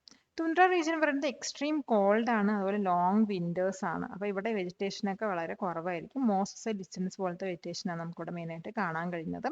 അതുപോലെ പോളാർ ബിയേഴ്സ് പോലത്തെ അനിമൽസാണ് നമുക്കിവിടെ കാണാൻ കഴിയുന്നത്. ഇപ്പോൾ ഹ്യൂമൻ ലൈഫ് പറയുന്നത് ഈ ഒരു ഏരിയയിൽ അല്ലെങ്കിൽ റീജിയനിൽ നൊമാഡിക് ആണ്. പിന്നെ അവർ മെയിനായിട്ട് സർവൈവ് ചെയ്തിരിക്കുന്നത് ഹണ്ടിങ്ങും ഫിഷിംഗ് ഒക്കെ ചെയ്തിട്ടായിരുന്നു. അപ്പോൾ ഇതിൽ നമുക്ക് മനസ്സിലാക്കാൻ കഴിയുന്നത് എന്താണെന്ന് വെച്ചാൽ ക്ലൈമറ്റ് ചേഞ്ചസ് വന്നിട്ട് പ്ലാന്റ്സിൻ്റെയും അനിമൽസിൻ്റെയും ഹ്യൂമൻ ലൈഫ് സ്റ്റൈലിലെ ഒക്കെ ഒരു റീജിയനിലുള്ള ഹ്യൂമൻ ലൈഫ് സ്റ്റൈൽസ് ഒക്കെ വളരെയധികം എഫക്റ്റ് ചെയ്യുന്നുണ്ടെന്നാണ്. Question number 24. Identify the following hot deserts from the map. മാപ്പിൽ നിന്നും താഴെ കൊടുത്തിരിക്കുന്ന ഹോട്ട് ഡെസേർട്സിനെ ഐഡന്റിഫൈ ചെയ്യാനാണ്. അപ്പോൾ അതിൽ എ പറയുന്നത് സഹാറയാണ്, B Kalahari, C Atacama, D Arabian deserts ആണ്. അപ്പോൾ ഈ ഓരോ ഡെസേർട്സും ഈ മാപ്പിൽ നിന്ന് നമുക്ക് എവിടേക്കാണെന്ന് കണ്ടെത്താം. അപ്പോൾ ആദ്യം നമ്മൾ ഈ ഒരു വേൾഡ് മാപ്പിന്റെ ബേസിസിലാണ് സംസാരിക്കുന്നത്. അപ്പോൾ ആദ്യം നമ്മൾ സഹാറയാണ് എടുക്കുന്നത്. അപ്പോൾ സഹാറ പറയുന്നത് ലാർജസ്റ്റ് ഡെസേർട്ട് ആണ്. ഇത് ലൊക്കേറ്റ് ചെയ്തിരിക്കുന്നത് നോർത്ത് ആഫ്രിക്കയിലാണ്. പിന്നെ വരുന്നത് കലഹാരിയാണ്. കലഹാരി പറയുന്നത് സദേൺ ആഫ്രിക്കയിലാണ് ലൊക്കേറ്റ് ചെയ്തിരിക്കുന്നത്. മെയിനായിട്ട് ബോട്സ്വാനും നമീബിയയിലാണ്.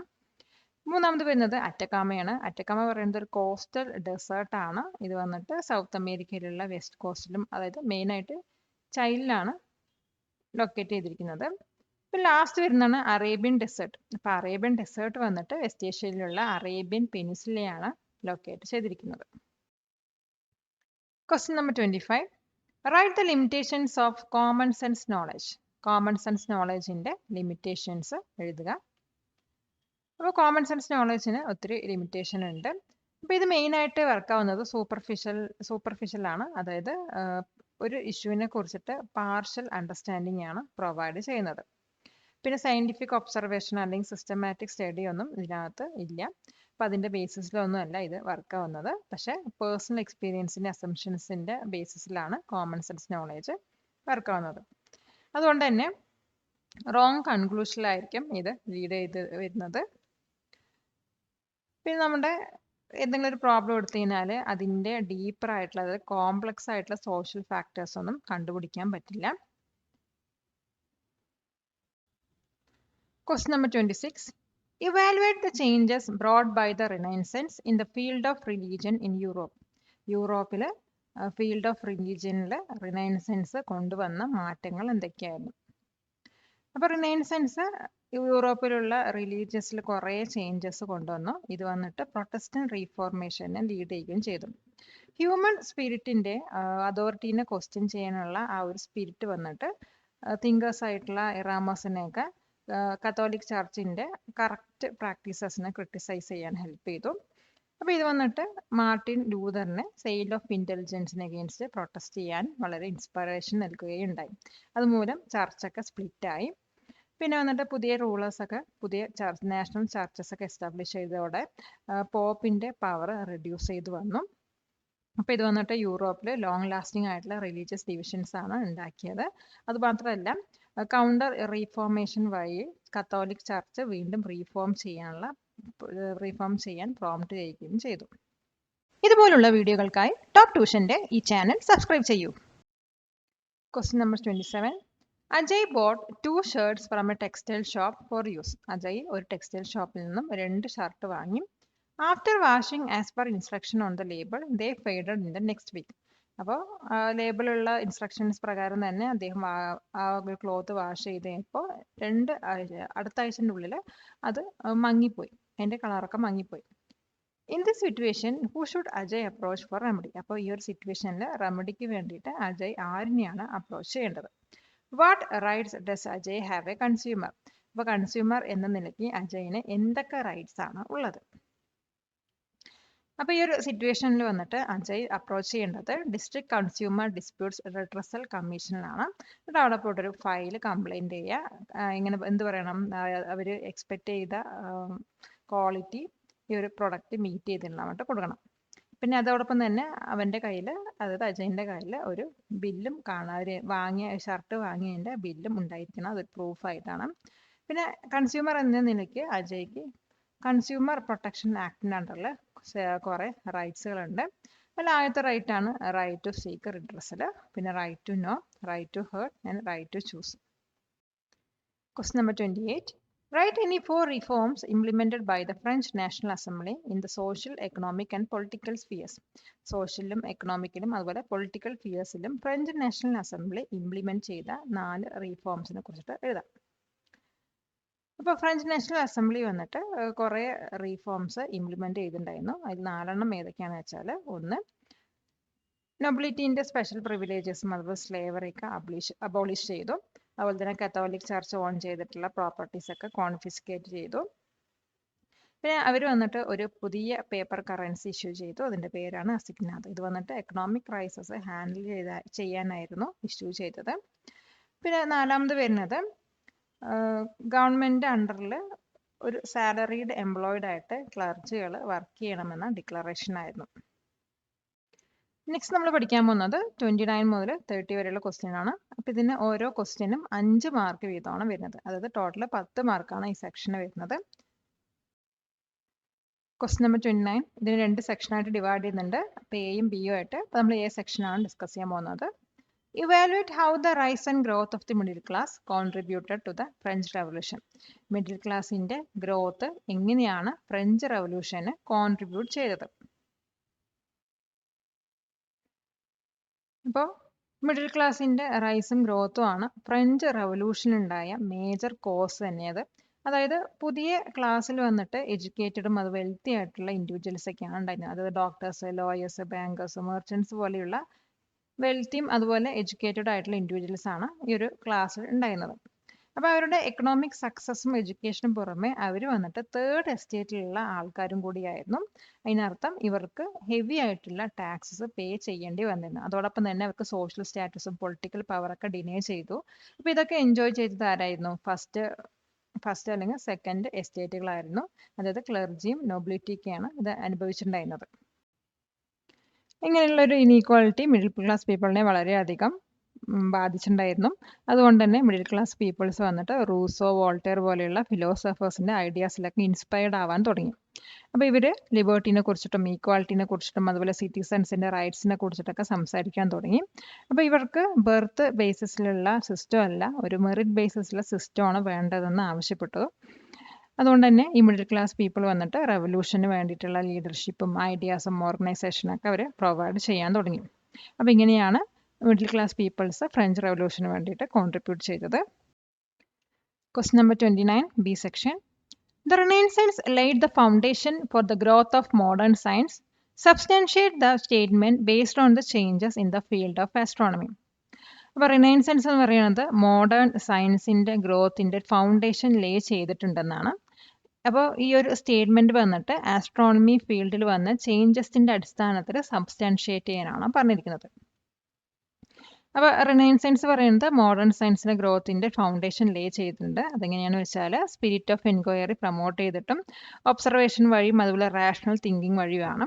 അപ്പോൾ ഇത് നമുക്ക് ക്ലിയർ ആയിട്ട് ആസ്ട്രോണമി ഫീൽഡിലാണ് കാണാൻ കഴിയാം. അതായത് സെഞ്ച്വറീസ് ആയിട്ട് ചർച്ചസ് ജിയോസെൻട്രിക് തിയറിയാണ് സപ്പോർട്ട് ചെയ്തിട്ടുണ്ടായിരുന്നത്. ജിയോസെൻട്രിക് തിയറി പറഞ്ഞാൽ എർത്ത് പറയുന്നത് സെൻറ്ററാണ്, യൂണിവേഴ്സിൻ്റെ സെൻറ്ററാണെന്നാണ് അതിനകത്ത് പറയുന്നത്. അപ്പോൾ ഇതിന് എഗെയിൻസ്റ്റ് ആയിട്ട് ഒരു ക്വസ്റ്റ്യനും ഉണ്ടായിരുന്നില്ല. പക്ഷെ നിക്കോളസ് കോപ്പർനിക്കസ്, അതായത് ഒരു റിനൈൻസൻ ആസ്ട്രോണമർ വന്നിട്ട് ഈ ഒരു തിയറിനെ, അതായത് ജിയോസെൻട്രിക് തിയറിനെ ഹീലിയോസെൻട്രിക് തിയറി വെച്ച് ചാലഞ്ച് ചെയ്തു. അപ്പോൾ ഇതിലെന്താ പ്രപ്പോസ് ചെയ്യുന്നത് വെച്ചാൽ സണ്ണാണ് യൂണിവേഴ്സിൻ്റെ സെൻറ്ററെന്നും എർത്ത് വന്നിട്ട് സണ്ണിന് ചുറ്റും റൗണ്ട് ചെയ്യുകയാണെന്നാണ് അദ്ദേഹം പറയുന്നത്. അപ്പോൾ ഇതായിരുന്നു റെവല്യൂഷണറി ഐഡിയ. പിന്നീട് വന്നാണ് ജോഹന്നസ് കെപ്ലർ. അപ്പോൾ ജോഹന്നസ് കെപ്ലർ പിന്നെന്താ പ്രൂവ് ചെയ്തു വെച്ചാൽ പ്ലാനറ്റ്സ് ഒക്കെ വന്നിട്ട് ഒരു ഓർബിറ്റിലാണ് മൂവ് ചെയ്യുന്നതാണ് അദ്ദേഹം പറഞ്ഞത്. അപ്പോൾ ഇതിൽ നിന്ന് നമുക്കൊരു അക്യുറേറ്റ് ആയിട്ടുള്ള മോഡലാണ് ഉണ്ടാക്കാൻ പറ്റിയത്. പിന്നെ വന്നത് ഗലീലിയോ ഗലീലിയാണ്. അദ്ദേഹം തന്നെ ഡിസൈൻ ചെയ്ത ടെലിസ്കോപ്പിലൂടെ കോപ്പർനിക്കസ് തിയറിക്ക് വേണ്ടിയിട്ടുള്ള സ്ട്രോങ് ആയിട്ടുള്ള എവിഡൻസസ് പ്രൊവൈഡ് ചെയ്തു. എക്സാമ്പിളായി പറയുകയാണെങ്കിൽ ജൂപ്പിറ്ററിൻ്റെ മൂൺസ് ഒക്കെ ഈ ഒരു ടെലിസ്കോപ്പ് വഴി ഡിസ്കവർ ചെയ്യുകയാണ് ചെയ്തത്. അപ്പോൾ അദ്ദേഹത്തിൻ്റെ വർക്ക് എന്താ ഷോ ചെയ്യുന്നത് വെച്ചാൽ ഡയറക്റ്റ് ഒബ്സർവേഷൻ്റെയും എക്സ്പെരിമെൻറ്റേഷൻ്റെയും ഇമ്പോർട്ടൻസ് ആണ്. പിന്നെ വന്നതായിരുന്നു ഐസക് ന്യൂട്ടൺ. അപ്പോൾ ഐസക് ന്യൂട്ടൺ വന്നിട്ട് law of universal gravitation formulate ചെയ്തു. അപ്പോൾ ഈ ഒരു പ്രോഗ്രഷൻസ്, അതായത് ഓൾഡ് ഐഡിയാസിൽ നിന്നും ഒബ്സർവേഷനിലോട്ടും അതുപോലെ അതിൻ്റെ പ്രൂഫും അതുപോലെ പുതിയ ലോസിൻ്റെ ക്രിയേഷനൊക്കെയാണ് മോഡേൺ സയൻസിന് ബർത്ത് നൽകിയത്. Question number 30. അപ്പോൾ ഇത് 2 സെക്ഷനായിട്ട് ഡിവൈഡ് ചെയ്യുന്നുണ്ട്, എയും ബിയും ആയിട്ട്. അപ്പോൾ എ സെക്ഷനാണ് നമ്മൾ ഡിസ്കസ് ചെയ്യാൻ പോകുന്നത്. Explain the factors affecting the distribution of temperature ഡിസ്ട്രിബ്യൂഷനെ എഫക്റ്റ് ചെയ്യുന്ന ഫാക്ടേഴ്സിനെ കുറിച്ചിട്ട് എക്സ്പ്ലെയിൻ ചെയ്യുക. ഇപ്പോൾ ടെമ്പറേച്ചർ ഡിസ്ട്രിബ്യൂഷനെ എഫക്റ്റ് ചെയ്യുന്ന മെയിൻ ഫാക്ടേഴ്സ് പറയുന്നത് latitude, altitude, distance from the sea, ocean currents എന്നിവയൊക്കെയാണ്. അപ്പോൾ നമ്മളിവിടെ ലാറ്റിറ്റ്യൂഡാണ് ഡിസ്കസ് ചെയ്യാൻ പോകുന്നത്. ഇപ്പോൾ ലാറ്റിറ്റ്യൂഡ് പറയുന്നത് ഇമ്പോർട്ടൻറ്റ് ഫാക്ടറാണ്, അതായത് ടെമ്പറേച്ചർ ഡിസ്ട്രിബ്യൂഷൻ എഫക്റ്റ് ചെയ്യുന്ന ഇമ്പോർട്ടൻറ്റ് ഫാക്ടറാണ്. ഇപ്പോൾ ഇക്വേറ്ററിൻ്റെ അടുത്തുള്ള റീജിയൻസിന് വന്നിട്ട് ഡയറക്റ്റ് ആയിട്ടുള്ള ഒരു വെർട്ടിക്കൽ സൺറൈസ് ലഭിക്കുന്നതുകൊണ്ട് ആ ഒരു ഏരിയ പറയുന്നത് വളരെ ഹോട്ടസ്റ്റ് ആയിരിക്കും. നമ്മൾ പോൾസിലോട്ട് മൂവ് ചെയ്യുന്ന സമയത്ത് സൺറൈസ് വന്നിട്ട് കുറച്ച് സ്ലാൻഡഡായി മാറുകയും ആ ഒരു സൺലൈറ്റ് വന്നിട്ട് ലാർജർ ഏരിയയിൽ സ്പ്രെഡ് ചെയ്യുന്നതുകൊണ്ട് അവിടെ ലോവർ ടെമ്പറേച്ചർ ആയിരിക്കും അനുഭവിക്കുന്നത്. പിന്നെ വരുന്നത് ഓൾട്ടിറ്റ്യൂഡാണ്. അതായത് നമ്മൾ സീ ലെവലിൽ നിന്നും ഹയർ പോകുന്തോറും ടെമ്പറേച്ചർ കുറഞ്ഞു വരും. അതായത് 6.4 ഡിഗ്രി സെൽഷ്യസ് ആണ് ഓരോ കിലോമീറ്റർ ഓൾട്ടിറ്റ്യൂഡ് നമ്മൾ പോകുന്തോറും ടെമ്പറേച്ചർ ഡ്രോപ്പ് ആവുന്നത്. ഇതുകൊണ്ട് തന്നെയാണ് ഹിൽ സ്റ്റേഷൻസ് ആയിട്ടുള്ള ഊട്ടിയിലൊക്കെ നല്ല തണുപ്പ് അനുഭവപ്പെടുന്നത്. പിന്നെ വരുന്നതാണ് ഡിസ്റ്റൻസ് ഫ്രം ദ സീ. അതായത് ലാൻഡ് വന്നിട്ട് വാട്ടറിനെക്കാളും പെട്ടെന്ന് ഹീറ്റ് ആവുകയും അതുപോലെ തന്നെ അത് പെട്ടെന്ന് തണുക്കുകയും ചെയ്യുന്നു. അതുകൊണ്ട് തന്നെ കോസ്റ്റൽ ഏരിയാസിൽ ഒരു മോഡറേറ്റ് ക്ലൈമറ്റും കൂളർ സമ്മറും അതിൽ വാമർ വിന്റേഴ്സാണ് അനുഭവപ്പെടുന്നത്. അതേസമയം കോണ്ടിനെൻസിൻ്റെ ഇന്ത്യയിലോട്ട് പോകണമെങ്കിൽ എക്സ്ട്രീം അവിടെ വെരി ഹോട്ട് സമ്മേഴ്സും അതുപോലെ കോൾഡ് വിന്റേഴ്സും ആയിരിക്കും നമുക്ക് അനുഭവപ്പെടുന്നത്. പിന്നെ വരുന്നത് ഓഷൻ കറൻസ് ആണ്. അതായത് വാം ഓഷൻ കറൻസ്, അതായത് നോർത്ത് അറ്റ്ലാന്റിക് കറന്റ് പോലത്തുള്ള വാം ഓഷൻ കറൻസ് വന്നിട്ട് കോസ്റ്റൽ ഏരിയാസിനെ ഒന്നുകൂടി വാമറാക്കും. അതുപോലെ കോൾഡ് കറൻസ് വന്നിട്ട്, അതായത് ലാബ്രഡോർ കറന്റ് ഒക്കെ പോലെയുള്ള കോൾഡ് കറൻസ് വന്നിട്ട് നിയർ ബൈ ഉള്ള കോസ്റ്റലിനെയൊക്കെ നല്ല കോൾഡർ ആക്കി മാറ്റുകയും ചെയ്യുന്നു. Question number 30, B section. Based on the clues provided, explain the characteristics of the Mediterranean region. അപ്പോൾ നമുക്ക് കുറച്ച് ക്ലൂസ് തന്നിട്ടുണ്ട്. അതിൻ്റെ ബേസിസിൽ വന്നിട്ട് മെഡിറ്ററേനിയൻ റീജിയൻ്റെ ക്യാരക്ടറിസ്റ്റിക്സിനെ കുറിച്ചിട്ട് എക്സ്പ്ലെയിൻ ചെയ്യണം. അങ്ങനെ ആദ്യത്തെ ക്ലൂ പറയുന്നത് ടെമ്പറേച്ചർ ആൻഡ് ആനുവൽ റെയിൻഫാൾ ആണ്. അപ്പോൾ ഇതിൻ്റെ ബേസിസിൽ വേണം നമുക്ക് ഈ ഒരു റീജിയനിലുള്ള ക്യാരക്ടറിസ്റ്റിക്സിനെ എക്സ്പ്ലെയിൻ ചെയ്യണം. അപ്പോൾ ടെമ്പറേച്ചർ ആൻഡ് ആനുവൽ റെയിൻഫാൾ എടുക്കുകയാണെങ്കിൽ മെഡിറ്ററേനിയൻ റീജിയനകത്ത് ഒരു യുണീക്ക് ക്ലൈമറ്റ് ആണ് നമുക്ക് അനുഭവപ്പെടുന്നത്. അതായത് ഹോട്ട് ഡ്രൈ സമ്മേഴ്സും മൈൽഡ് വെറ്റ് വിൻഡേഴ്സ് ആണ് ഇവിടെ അനുഭവപ്പെടുന്നത്. ഇവിടുത്തെ സമ്മർ ടെമ്പറേച്ചർ പറയുന്നത് 20 മുതൽ 25 ഡിഗ്രി സെൽഷ്യസ് ആണ്. അതേസമയം വിന്റർ ടെമ്പറേച്ചർ പറയുന്നത് 10 to 16 ഡിഗ്രി സെൽഷ്യസ് ആണ്. അപ്പോൾ വിന്റർ മനസ്സിലായിരിക്കും കൂടുതൽ റെയിൻഫാളും ഇവിടെ ഒക്കർ ചെയ്യുന്നത്. അത് കൊണ്ടുവരുന്നത് വെസ്റ്റേർലി വിൻഡ്സ് ആണ്. നെക്സ്റ്റ് നമുക്കുള്ള രണ്ട് ക്ലൂസ് പറയുന്നത് നാച്ചുറൽ വെജിറ്റേഷൻ്റെ ബേസിസിലും അഗ്രികൾച്ചറിൻ്റെ ബേസിസിലുമാണ്. അപ്പോൾ അത് നമുക്ക് നാച്ചുറൽ വെജിറ്റേഷൻ്റെ ബേസ് നോക്കാം. ഈ മെഡിറ്ററേനിയൻ റീജിയനകത്ത് വന്നിട്ട് ലോങ് ആയിട്ടുള്ള ഡ്രൈ സീസണാണ് സമ്മറിൽ അനുഭവപ്പെടുന്നത്. അപ്പോൾ ആ ഒരു ഏരിയയിൽ ഡെൻസ് ഫോറസ്റ്റ് ഒന്നും നമുക്ക് കാണാൻ കഴിയില്ല. പിന്നെ വന്നിട്ട് ഷോർട്ടായിട്ടുള്ള എവർഗ്രീൻ ട്രീസാണ് നമുക്ക് കാണാൻ കഴിയുക. അതിന് എക്സാമ്പിളായി പറയുകയാണെങ്കിൽ ഓക്കും കോർക്കൊക്കെയാണ്. പിന്നെ വരുന്നത് പൈന്, ഫിർ പോലെയുള്ള കോൺഫ്രസ് ട്രീസാണ് ഇവിടെ കാണുന്ന നാച്ചുറൽ വെജിറ്റേഷൻ. പിന്നെ കുറേ ഷ്രബ്സും ബുഷസൊക്കെയാണ് ഇവിടെ വരുന്നത്. ഇനി അഗ്രികൾച്ചറിൻ്റെ ബേസിസിൽ നോക്കാം. അപ്പോൾ ക്ലൈമറ്റ് പറയുന്നത് ഹോർട്ടികൾച്ചറിന് വളരെ പെർഫെക്റ്റ് ആയിട്ടുള്ള ക്ലൈമറ്റ് ആണ് ഈ മെഡിറ്ററേനിയൻ റീജിയനിൽ വരുന്നത്. ഹോർട്ടികൾച്ചർ പറയുമ്പോൾ ഫ്രൂട്ട് ഫാമിംഗ് ആണ്. അപ്പോൾ ഈ റീജിയൻ മെയിൻലി ഫേമസ് പറയുന്നത് ഓറഞ്ച്, ലെമൺ പോലെയുള്ള സിട്രസ് ഫ്രൂട്ട്സിനും അതുപോലെ ഗ്രേപ്സ്, ഒലീവ്സിനൊക്കെയാണ്. അതുപോലെ വീറ്റ്, ബാർലിയൊക്കെ ഇവിടെ വെറ്റ് വിന്റർ സീസണിൽ നമുക്ക് ഗ്രോ ചെയ്തതായി കാണാൻ കഴിയാം. പാലക്കാട് നിവാസികളെ ഞങ്ങളുടെ ക്ലാസ് റൂം ട്യൂഷനിലേക്ക് സ്വാഗതം ചെയ്യുന്നു. മറ്റൊരു വീഡിയോയുമായി വീണ്ടും കാണാം.